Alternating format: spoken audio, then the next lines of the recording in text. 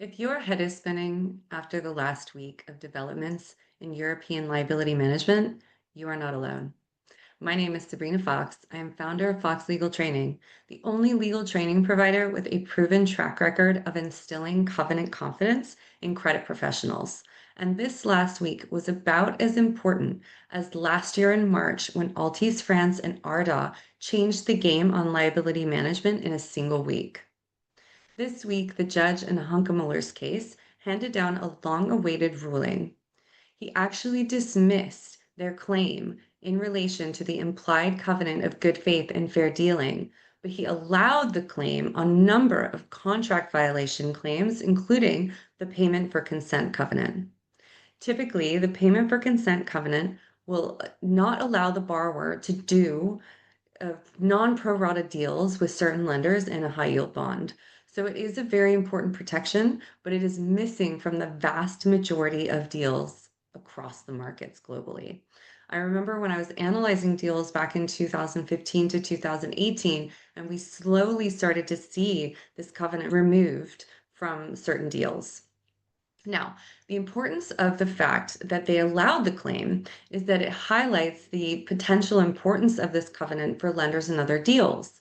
However, what I think is ultimately going to be the case is that because in any kind of consent solicitation where a particular covenant is removed, the consent solicitation will also ask for waivers for any defaults that would result as a result of the consent solicitation. So my expectation is that the judge ultimately will not allow the contract violation claim under the payment for consent covenant unless it had been a part of the sacred rights of that document, which would require in a high yield bond 90% or above. Now, at the same time, Victoria PLC executed their long-awaited up tier. And what I think is really interesting about that is a couple of things.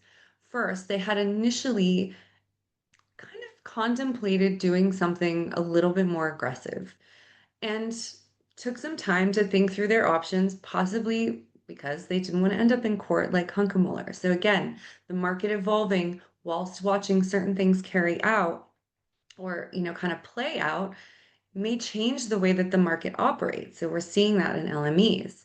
Now, Victoria PLC did ultimately get a sufficient majority of the 2026 notes to vote in favor of the up tier. A really critical point here is that the 2026 notes and the 2028 notes vote as a single class. Now, that means that even though this is a detrimental transaction for the 2028 notes, they didn't have the opportunity to refuse to allow it to go ahead. Something that I think is a really key learning for lenders going forward is that if there are some really critical differences between two tranches of debt, they should not be in the same series of voting. So typically you might find two different, senior notes and a senior secured notes, for example, offered under the same offering memorandum. They will be issued under two different indentures. Their interests are different. The documentation is going to be different because of the security involved, et cetera. So I would suggest in the future that where deals are different maturity, lenders insist that they be issued under two separate indentures.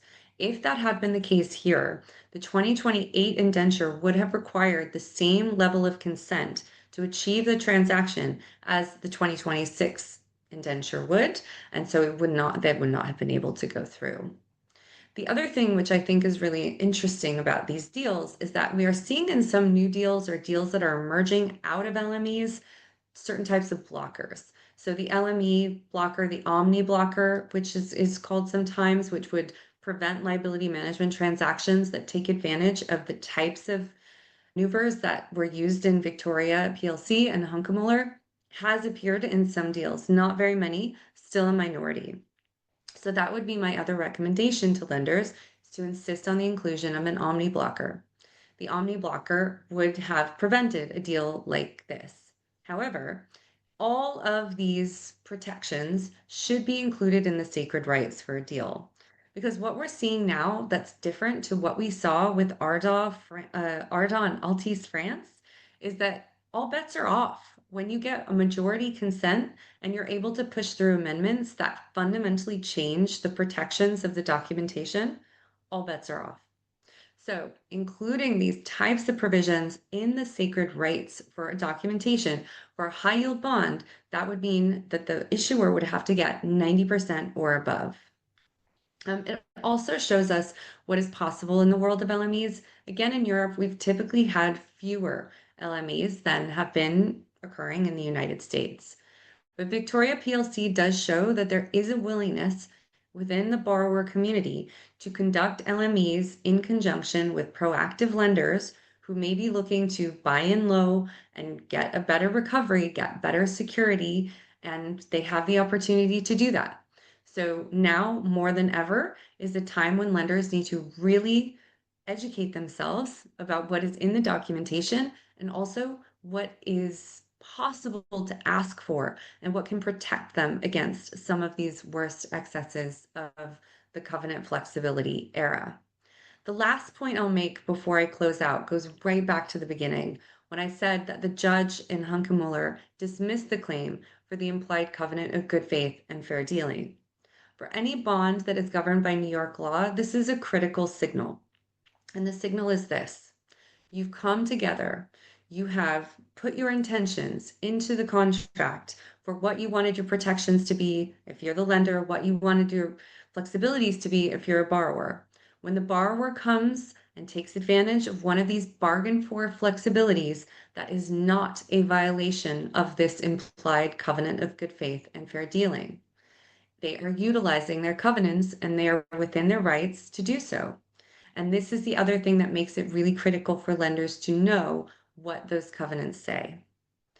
So I'm going to leave it there. Thank you so much for watching. If you're interested in getting a demo or a trial of our first of its kind legal training platform, which is designed for busy professionals just like you, and is designed for actual learning backed by learning science, I would really encourage you to get in touch. I will leave all of our contact details in the various comments and descriptions over social media channels where this video is going to be posted. I will keep you updated as these events develop, and I very much look forward to engaging with you. If you have any questions, don't hesitate to get in touch.